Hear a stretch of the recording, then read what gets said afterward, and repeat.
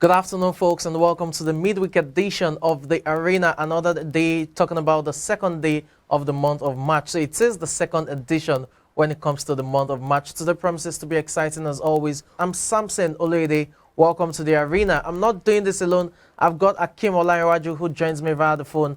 And Akim, good afternoon. Welcome to the show. Thank you very much. Let's start with the biggest one. I mean, football, the round leather game, that's the opium of the society. So let's begin with the Premier League. Yesterday we had action, one of the rescheduled matches, but it was Burnley against Leicester City at the Turf Moor Stadium. And the match saw the return of Jamie Vardy. More importantly, Leicester were able to get back into winning ways. What do you make about the performance on the night for Leicester City? Well, it was a very, very good performance from the side of the Leicester City, the Foxes. And I'm really happy that Vardy is back into the game after a long spell. Yes, due to injury. And the result actually the team actually to move further up from the table. I think after this night they were 10 on the log, 10 Yes. on 11 on the log. Mm-hmm. But right now, I think they move a step higher from the log, winning Burnley. And I know Burnley has been so solid in this particular season as well. Yes. So it's a good result tonight for the Foxes. Although they left it late, it must be said. 2 late goals. James Maddison scored in the 82nd minute and Vardy wrapping it up in the 90th minute. It highlights the struggles they have this season, especially in front of goal. Patson Daka, as his goal-scoring run has stopped for quite a while, and that should be worrisome for Brendan Rodgers, though Vardy is back. Yes, if you look at the Leicester City match, Daka is actually just coming into the team. Yes. I think this season is just coming to the team, and you could see a lot of firepower in the beginning of the season from him. But Exactly. a lot of skill during the season. Yes. They actually affect the fitness of the player. Mm-hmm. I mean, in terms of fitness, the players they are playing Carabao Cup, FA Cup, the Premier League, and as well also they are also in the Euro. These players they are not machine, they are human beings like us also. Just that's their own way of making their daily need of income. And looking at that generally, you can see the result that they are actually getting in the beginning of the season. They have Yes. a lot of fatigue. Okay. Looking at Burnley now, the result leaves them within the relegation waters, and it's not looking too good. Though Sean Dyche still has quite a handful of matches to turn this around. Do you think they can survive relegation this season? Like I always said, my word, anything can happen in the English Premiership. Looking at Watford also presently, they are also Yes. in the relegation zone. And Burnley, and if you look at some of their match, they do that they don't lose with big numbers of goals. They are 1-0, 2-0, not like leagues that normally league like 4-0, 5-0. Yes. But I believe anything can happen in this particular season if they actually put it together and they can play together as a team. The issue of relegation may not really be as a result of poor performance. It may be Exactly. as a result of a large number of players Yes. injuries. Mm-hmm. So I believe also they can actually improve in that way. Okay, let's see how it works out for Burnley, who couldn't back up their 2-0 victory over Brighton Hove Albion away from home.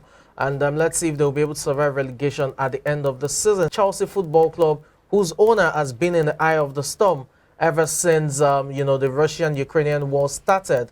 But the latest report is that Abramovich is reportedly selling his assets in England, and that could include Chelsea Football Club. And this is as a result of, calls for sanctions and seizures of assets that belong to oligarchs linked to the Russian President Vladimir Putin as a result of his invasion of Ukraine. this is definitely not good for Chelsea. We had Thomas Tuchel, just last night, who was asked several questions regards this during the press conference, and he was just trying to deflect it. At some point, he came out clear saying he wasn't a politician and he should be allowed, to talk about football only. Where do you think Chelsea, where do they go from this, Akim? Because it's a distraction that would affect the team. What is happening in Ukraine presently now, it affects the whole world entirely. Yes. And looking at what actually happened to Chelsea presently, I believe the situation will not actually affect the team as a whole. Yes. Because I believe the team actually has structure. Mm-hmm. And I believe the structure is not just it's not only tied to one man. Just like he has actually hand over the club to the to the stewardship, but they've not accepted. In order to move the affairs of the club forward. Mm-hmm. And Abramovich, I so much believe that he's a very intelligent businessman. Yes. And he doesn't know when the invasion will end or whether the invasion will continue. And his plan of setting up his property, I think it may be a very wise decision in the right direction, coupled with the fact that even if the war ends today, things will not get back to normal in the next 5-10 years.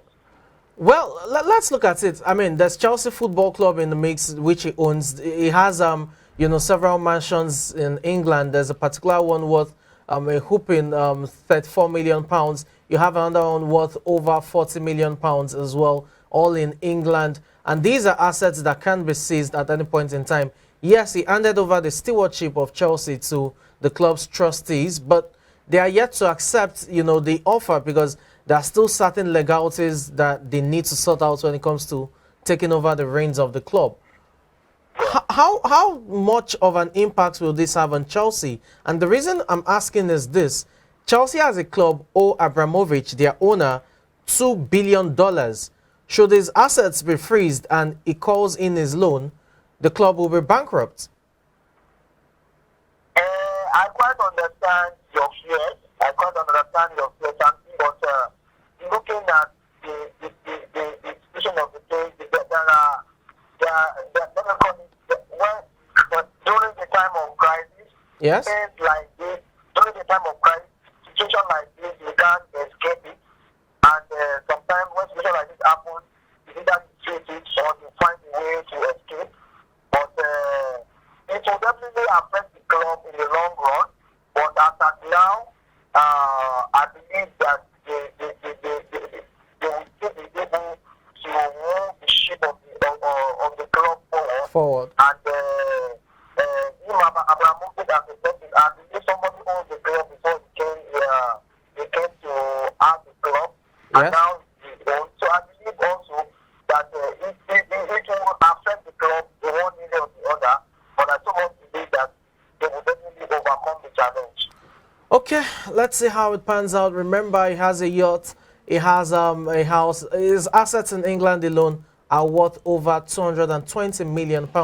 And there are just so many assets that can be freezed at any point in time. You had Chris Brown, the MP for the British Parliament, who was the one who called for sanctions, and that seems likely to take place as soon as possible. Now it's time to bring you up to speed when it comes to the business aspect of sports. And we'll start with football, where Manchester United have reported $246.9 million in second quarter revenue, surpassing analyst estimates by 6.7% and jumping 2.9% from the same period last year. While overall revenue increased from last year's $228.3 million, some divisions did better than others. Broadcasting revenue fell 20.5% to $115.1 million due to fewer games, while matchday revenue jumped 2,206.7% to $46.1 million thanks to full capacity crowds at Old Trafford. There was no in-person attendance the year before. And now, still talking football, we'll delve to London now, where Arsenal have announced a record loss of more than $100 million for the financial year ending 31st May 2021, attributing the majority of the impact to the coronavirus pandemic. After losses of less than £50 million the previous year, Arsenal posted post-tax losses of £107.3 million in their latest financial statement, which is the biggest in the club's history. Matchday revenue fell by £75 million to £3.8 million, while there were redundancies in 55 different aspects and restructuring